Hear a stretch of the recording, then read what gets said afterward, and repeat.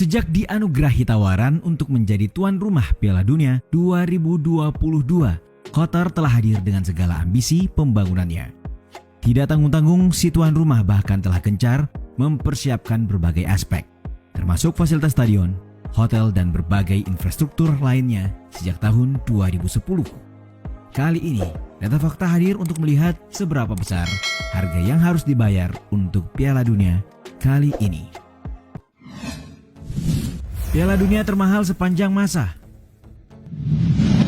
Berdasarkan jadwal, turnamen terbesar sepak bola Piala Dunia 2022 akan berlangsung di Qatar dari 21 November hingga 18 Desember nanti. Sebanyak 32 tim dari 5 konfederasi pun akan ambil bagian dalam turnamen untuk merebut supremasi turnamen edisi ke-22 ini. Masalahnya, Qatar adalah negara kecil yang hanya punya satu stadion besar. Berikut kondisi panas terik yang ekstrim. Karena itu, negara harus menyelesaikan pekerjaan besar dalam 12 tahun yang tersisa agar siap menyambut tamu-tamu mereka. 7 stadion baru akhirnya dibangun, di mana total 8 stadion yang tersedia ditenagai oleh panel surya serta memiliki sistem pendingin canggih, termasuk AC luar ruangan di beberapa stadion. Menjadi yang pertama di Timur Tengah, negara kaya minyak ini telah menghabiskan 220 miliar dolar Amerika Serikat atau 3.344 triliun rupiah. Ini untuk menyukseskan perhelatan akbar tersebut. Dikutip CNBC dari Statista, Piala Dunia tahun ini menjadi yang paling mahal sepanjang masa. Bahkan mengalahkan Piala Dunia tahun 2018 di Rusia yang sebesar 11,6 miliar dolar Amerika Serikat dan Brasil dengan 15 miliar dolar Amerika Serikat pada tahun 2014.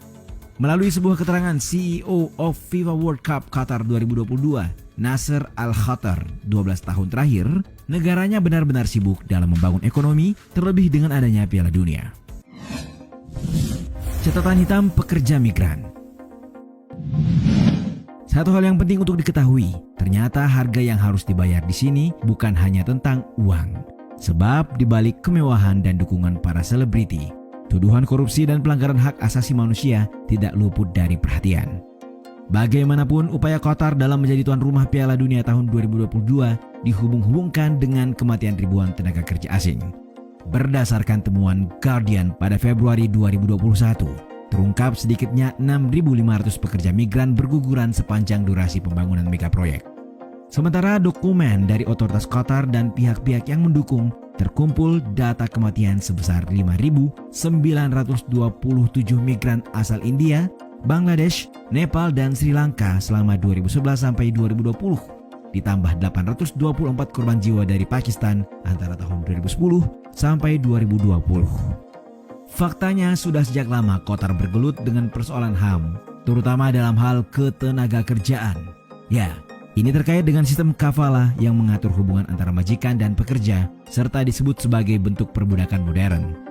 Hukum ketenaga kerjaan di Qatar mewajibkan setiap ekspatriat diberikan oleh perusahaan atau majikan. Nah, saat itulah sponsor punya kuasa untuk melarang orang-orang tadi memindahkan kerja, menahan keluar negeri, memutus kontrak secara sepihak, lalu mendeportasi mereka. Hal tersebut disinyalir membuat sejumlah pekerja merasa tidak berdaya melawan atau menuntut perlindungan. Amnesty International dalam temuannya pun mengkritisi sistem sponsor kafalah karena berpotensi menjadi celah eksploitasi. Tapi bagaimana Qatar menghadapi sorotan ini? Sebenarnya Qatar selalu berupaya untuk mengatasi isu HAM. Salah satunya dengan menghapus sistem perburuhan kafalah. Meski demikian, masih banyak laporan soal diskriminasi yang dialami pekerja migran.